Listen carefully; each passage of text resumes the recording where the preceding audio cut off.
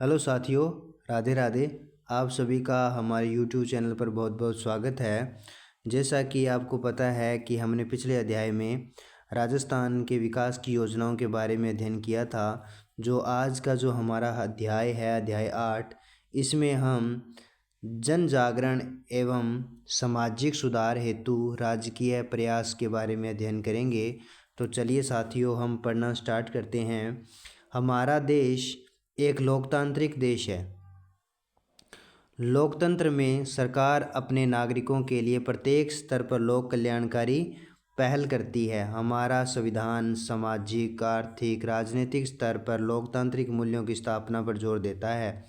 हमारी सरकार ने सामाजिक समरसता, राजनीति व आर्थिक समानता हेतु कई लोक कल्याणकारी, जन कल्याणकारी कानून बनाए, जिनका अध्ययन हम इस अध्याय में करेंगे। तो चलिए साथियों, हम पढ़ते हैं भूमि आंदोलन या भूदान आंदोलन एवं भूमि सुधार।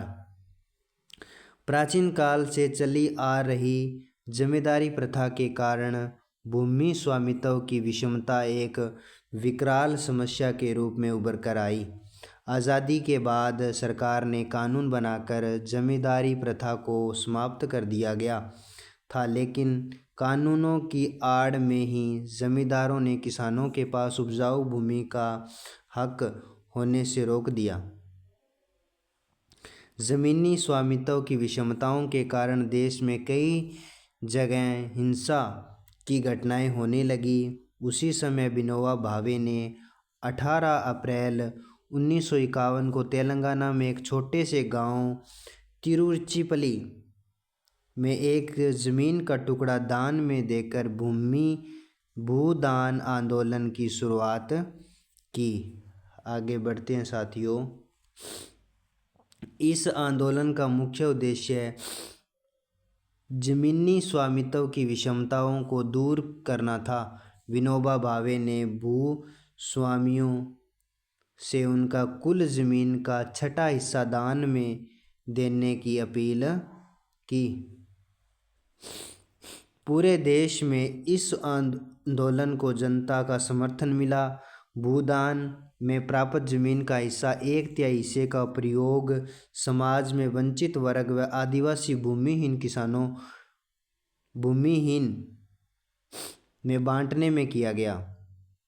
विनोबा भावे की अपील पर राजस्थान के नागौर जिले में भूदान प्रारंभ किया गया। राज्य सरकार ने भूदान अधिनियम 1971 भी पारित कर दिया। आगे बढ़ते हैं साथियों। आज़ादी के समय राजस्थान की 75% जनसंख्या कृषि पर निर्भर थी। राज्य का आधे से ज़्यादा भाग रेगिस्तानी व सूखा था। वर्तमान में विभिन्न कई औद्योगिक व आर्थिक शक्तियों के उदय व विकास के कारण राज्य की भूमि व कृषि पर निर्भरता कम हुई।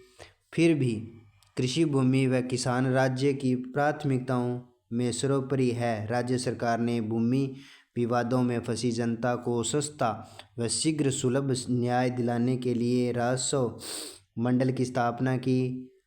राज्य सरकार ने राजस्थान काश्तकारी अधिनियम 1955, राजस्थान भू राजस्व अधिनियम 1956 लागू किया। राज्य सरकार भूमि की गुणवत्ता सुधारने व पैदावार बढ़ाने के लिए सिंचाई सुविधाएं, नवीन कृषि तकनीकों आदि सुविधाओं के विस्तार हेतु लगातार प्रयासरत है।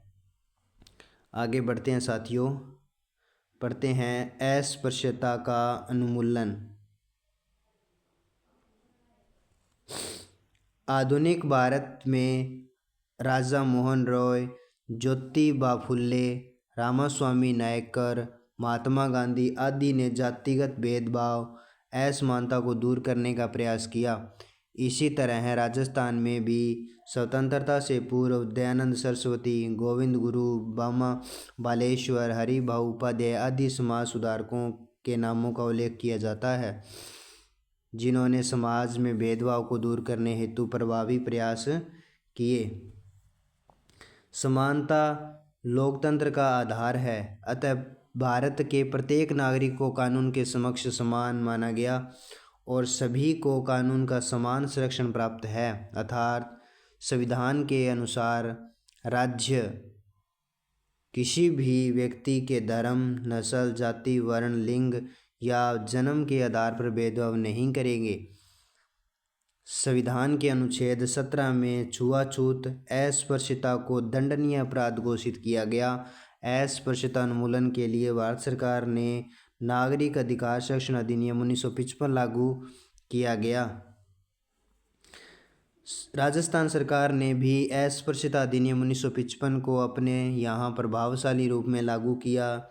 इसी तहत राजस्थान सरकार में केंद्र सरकार के द्वारा अनुसूचित जाति जनजाति अत्याचार निरोधक कानून 1889 को भी सख्ती से लागू किया, जिसमें दलितों के आर्थिक अधिकारों के संरक्षण हेतु विशेषकर उनकी ज़मीन पर अतिक्रमण करने वाले तथा उच्च वर्ग के लोगों द्वारा निजी ज़मीन से बेदखल करने वाले लोगों के खिलाफ कार्यवाही का प्रावधान है। वर्तमान में सामाजिक न्याय व अधिकारिता विभाग मुख्यतः शिक्षा, सामाजिक आर्थिक विकास, अनुसूचित जाति व जनजाति के आर्थिक व पिछड़े वर्ग, अन्य पिछड़ा वर्ग, महिलाओं, बच्चों आदि के कल्याण के कार्य करता है। आगे बढ़ते हैं साथियों, पढ़ते हैं महिला शिक्षा और महिला सशक्तिकरण। पंडित जवाहरलाल नेहरू ने कहा था कि आप किसी भी राष्ट्र में महिलाओं की स्थिति को देखकर उस राष्ट्र की हालात बता सकते हैं। राजस्थान के संदर्भ में पंडित जवाहरलाल नेहरू का कथन है बहुत ही प्रासंगिक हो जाता है। यहाँ के इतिहास में कई वीर महिलाओं की गाथाएं देखने को मिलती है, फिर भी राजस्थान के समाज पितृसत्तात्मक मानसिकता, व्यवहार, रूढ़िगत मान्यताओं के चलते महिलाओं की स्थिति बहुत ही विचारणीय रही है। लिंगानुपात, साक्षरता, स्वास्थ्य, रोजगार आदि क्षेत्रों में राजस्थान की महिलाओं की स्थिति संतोषजनक नहीं थी। इसीलिए महिलाओं की स्थिति को सुधारना हमारी सरकार के लिए बड़ी चुनौती है। स्वतंत्रता के समय देश में महिला साक्षरता बहुत कम थी। स्वतंत्रता के बाद से ही विभिन्न प्रोत्साहन योजनाओं के माध्यम से महिला शिक्षा को बढ़ावा दिया गया।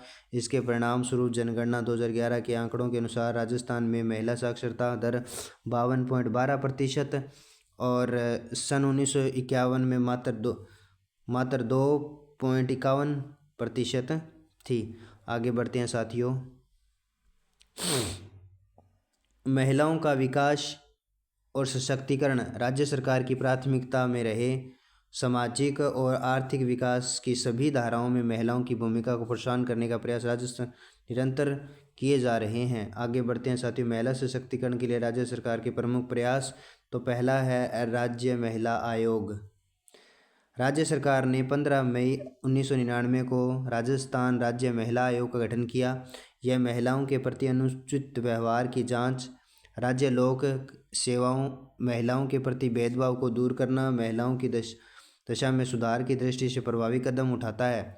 आयोग जनता से सीधी सुनवाई, जनसंवाद, शिकायत, समाचार पत्रों में प्रकाशित समाचारों एवं संज्ञान के आधार पर कार्यवाही करता है। राज्य महिला आयोग में एक अध्यक्ष और 3 सदस्य होते हैं।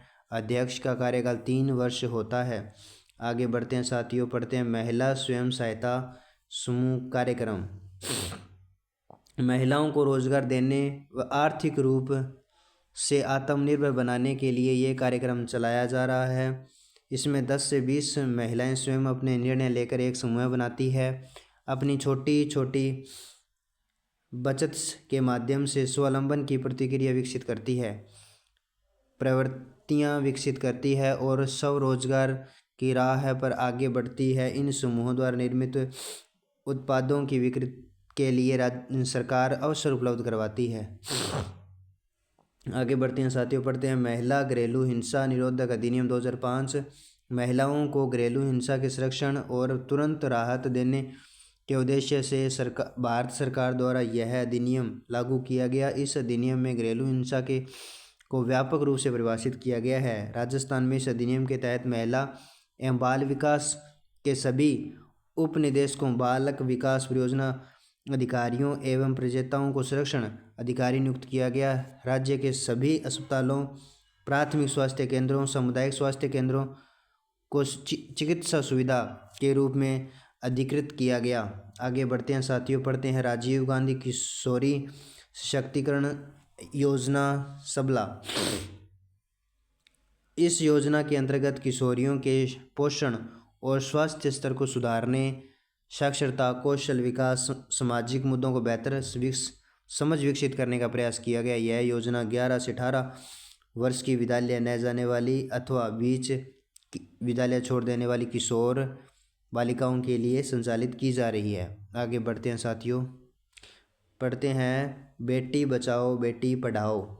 बेटी बचाओ बेटी पढ़ाओ की शुरुआत 2015 देश भर में घटते बाल लिंगानुपात को ध्यान में रखते हुए यह शुरू किया गया। यह महिला और बालक के विकास मंत्रालय, स्वास्थ्य परिवार कल्याण मंत्रालय, मानव संसाधन मंत्रालय की संयुक्त पहल है। इसके तहत कन्या भ्रूण हत्या को रोकने, विद्यालयों में लड़कियों की संख्या को बढ़ाने, विद्यालय छोड़ने वालों की संख्या को कम करने व शिक्षा के अधिकार को लागू करने और लड़कियों के लिए शौचालय के निर्माण में वृद्धि करने के उद्देश्य को निर्धारित किया गया।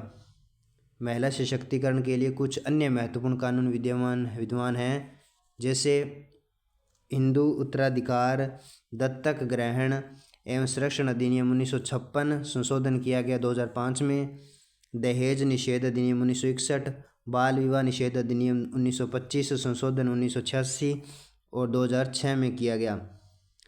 आगे पढ़ते हैं साथियों, मतदान प्रक्रिया। विद्यालय में बाल संसद के चुनाव हो रहे थे। सभी विद्यार्थी मतपत्र पर निशान लगाकर अपनी पसंद के कक्षा प्रतिनिधि को समर्थन कर रहे थे। तभी गीता शिक्षक से पूछती है कि गुरुजी, क्या यह विधान सभा में व लोकसभा के लिए प्रतिनिधि का चुनाव इसी तरह किया जाता है? गुरुजी ने बताया कि अब अधिकांश चुनावों में इलेक्ट्रॉनिक वोटिंग मशीन ईवीएम का प्रयोग किया जाता है। ईवीएम के प्रयोग में मतपत्र पर मोहर लगाने के स्थान पर मशीन का बटन दबाकर अपनी मनपसंद के उम्मीदवार को वोट दिया जाता है। ईवीएम के द्वारा अधिकतम 16 उम्मीदवारों को वोट दिया जा सकता है, जिसमें से अंतिम बटन नोटा का विकल्प दिया होता है। इस प्रक्रिया में मतदान केंद्रों पर निर्धारित मतदान सूची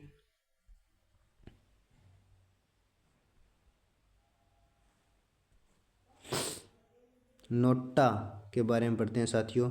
चुनाव में खड़े उम्मीदवारों में से किसी भी उम्मीदवार को अगर मतदान उपयुक्त मानता है तो अंतिम नोटा बटन दबाकर आप अपना मत सुनिश्चित कर सकते हैं।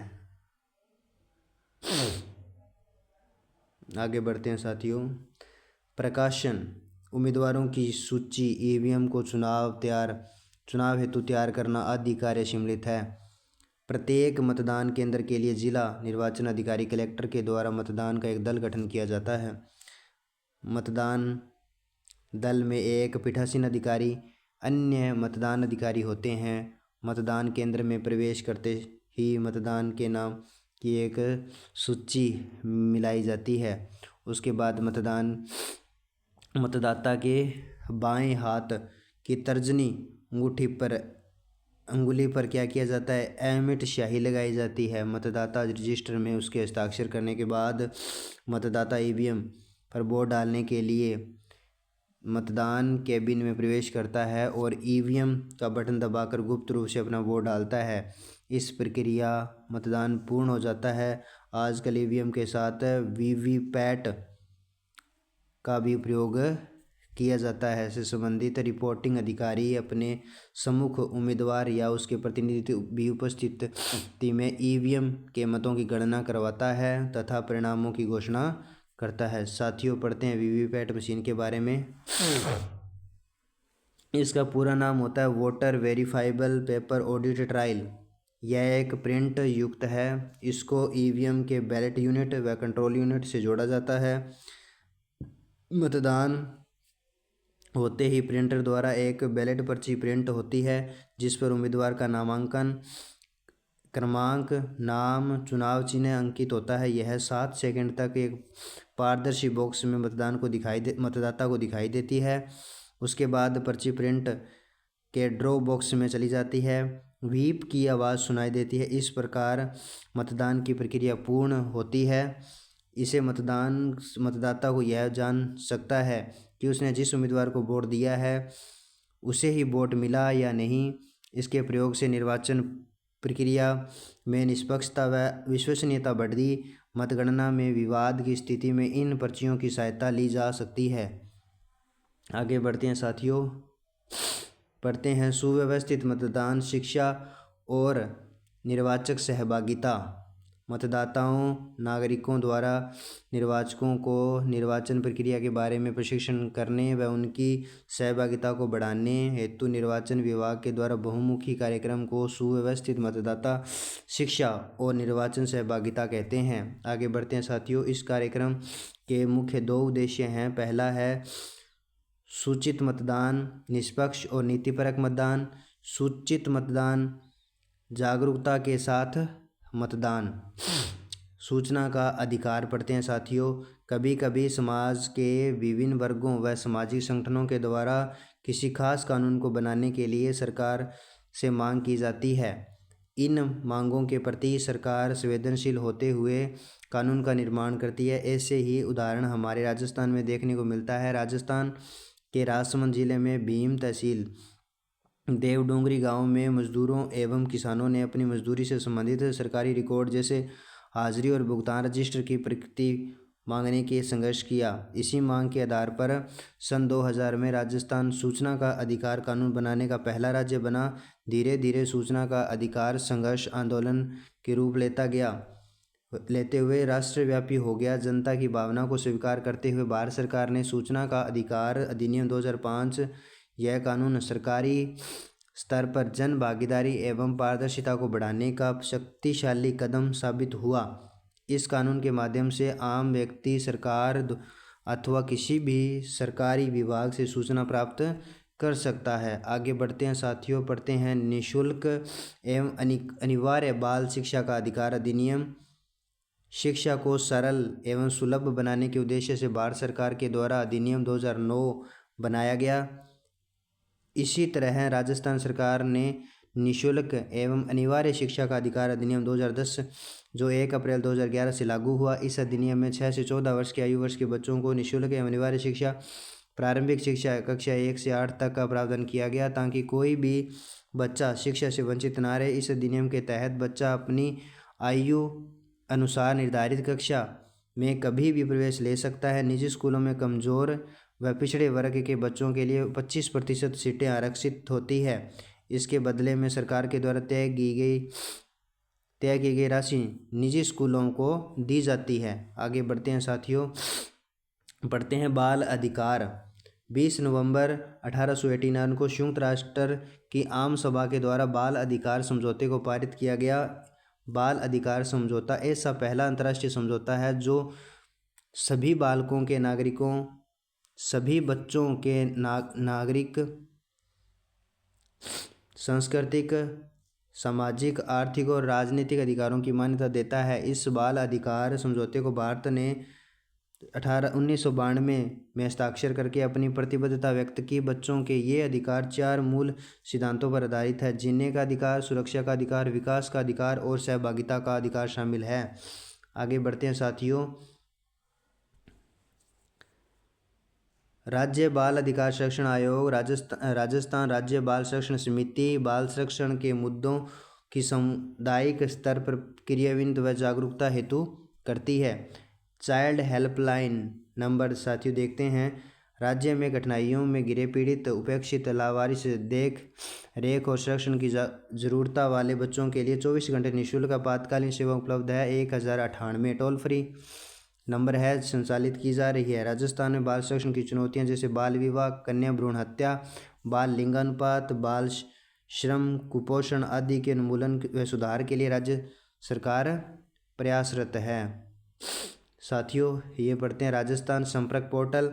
राजस्थान सरकार ने सितंबर 2019 में जन सामान्य की शिकायतें दर्ज करने तथा समस्याओं का निस्तारण करने अभिनव प्रयास किया गया। इस पर कोई भी व्यक्ति कार्यालय में उपस्थित हुए बिना समस्याओं को ऑनलाइन दर्ज करवा सकता है। पंचायत समिति, जिला स्तर पर राजस्थान संपर्क केंद्रों पर निःशुल्क रूप से शिकायतें दर्ज करवाने की सुविधा उपलब्ध करवाई गई। सिटीजन कॉल सेंटर 181 से शिकायत दर्ज करवाने, उनकी सूचना प्राप्त करने की निःशुल्क सुविधा प्रदान की गई है। आगे बढ़ते हैं साथियों, पढ़ते हैं साइबर सुरक्षा, साइबर अपराध। यह एक तरह की सुरक्षा है जो इंटरनेट से जुड़ी हुई है, सिस्टम के लिए होती है, जिसमें हार्डवेयर, सॉफ्टवेयर और डेटा को साइबर अपराध से बचाने व सुरक्षित रखने का काम किया जाता है। जो बड़े बड़े कंप्यूटर विशेषज्ञ और IT के प्रशिक्षण लोगों के द्वारा इसमें काम करने में सक्षमता होती है। आगे बढ़ते हैं साथियों, साइबर सुरक्षा हमलों के प्रकार। बदलती तकनीकी के कारण हमारी सुरक्षा हमारे लिए काफ़ी चुनौती से भरा काम हो गया है। साइबर धमकियों, अपराधों से बचने के लिए हमें हमारी तकनीकी को सुरक्षित रखना काफ़ी ज़रूरी है। आगे बढ़ते हैं साथियों, रैनसमवेयर। यह एक तरह का वायरस है जो कि अपराधी द्वारा लोगों के कंप्यूटर सिस्टम में हमला करके फाइलों को नुकसान पहुंचाता है। फिर उसके बाद अपराधी कंप्यूटर या सिस्टम में मालिक की राशि वसूलता है और फिर तभी उसके सिस्टम को छेड़ता है। आगे बढ़ते हैं साथियों, पढ़ते हैं मालवेयर। यह एक कंप्यूटर की किसी फाइल या फिर प्रोग्राम को नुकसान पहुंचाता है, जैसे कंप्यूटर वायरस, वर्म, ट्रोजन आदि। साइबर धोखाधड़ी। इसमें वार्तालाप के माध्यम से चालाकी से लोगों को जाल में फंसाया जाता है ताकि उनसे उनके निजी डाटा, पासवर्ड आदि की जानकारी ली जा सके। और फिशिंग और स्पूफिंग उदाहरण हैं। आगे बढ़ते हैं साथियों, पढ़ते हैं फिशिंग। यह एक तरह की ठगी का तरीका है जिसमें लोगों को प्रतिष्ठित व विश्वस्त संस्थाओं के नाम से फर्जी ईमेल भेजे जाते हैं। इस तरह के मेल का उद्देश्य ज़रूरी डाटा को चुराना होता है, जिसमें क्रेडिट कार्ड या नेट बैंकिंग की जानकारी। आगे बढ़ते हैं साथियों, पढ़ते हैं स्पूफिंग। इसमें ठगी करने वाले व्यक्ति को वैध व्यवसाय, पड़ोसी या विश्वस्त होने के बहाने से किसी अन्य की पहचान या व्यक्तिगत जानकारी प्राप्त करने का प्रयास किया जाता है। आगे बढ़ते हैं साथियों, साइबर सुरक्षा के उपाय। साइबर सुरक्षा के लिए अपने पासवर्ड या ATM पिन गोपनीय रखें, समय समय पर बदलते रहें और अपने कंप्यूटर व लैपटॉप के न्यूनतम एंटीवायरस सॉफ्टवेयर का प्रयोग करें और किसी भी फ़ोन या ईमेल का व्यक्तिगत जानकारी न देवें। ATM व बैंक खाते से संबंधित धोखाधड़ी की सूचना तत्कालीन संबंधी बैंक में देवें। साइबर अपराध की स्थिति में नागरिक national cyber crime report portal पर ऑनलाइन शिकायत को दर्ज करवा सकते हैं। आगे बढ़ते हैं साथियों, वर्तमान समय में इस राज्य के विकास के लिए कई प्रकार की राज्य के प्रयासों की पहल की जा रही है। इसके फलस्वरूप महिलाओं की स्थिति में भी सुधार हो रहा है। महिला सशक्तिकरण के लिए अनेक कार्यक्रम चलाए जा रहे हैं। प्रत्येक नागरिक को यह एहसास दिलाने के लिए कि उनका मत देश के महत्वपूर्ण है, स्वीप व मतदाता जागरूकता अभियान चलाया गया है। समस्त वर्गों के कार्य के प्रति जवाबदेही हेतु सूचना का अधिकार तो बच्चों के लिए निःशुल्क एवं अनिवार्य शिक्षा का कानून बेहतरी के लिए बनाया गया है। वहीं नवीन तकनीकी को अपनाने व अपने कार्य की सुगम बनाने के साथ छिपे चले आए साइबर अपराधों से बचने के लिए जागरूकता कार्यक्रम चलाए जा रहे हैं। इस प्रकार कहा जा सकता है कि जन जागरूकता एवं सामाजिक सुधार हेतु किए जाने वाले राजकीय प्रयास ही राज्य की प्रगति व पथ पर आगे बढ़ते हैं। आगे बढ़ते हैं साथियों, पढ़ते हैं शब्दावली। नोटा, इनमें से कोई नहीं, none of the above. VVPAT का मतलब है साथियों voter verifiable paper audit trial. SVEEP का मतलब होता है सुव्यवस्थित मतदाता शिक्षा और निर्वाचक सहभागिता। तो साथियों आज के लिए इतना ही। राधे राधे।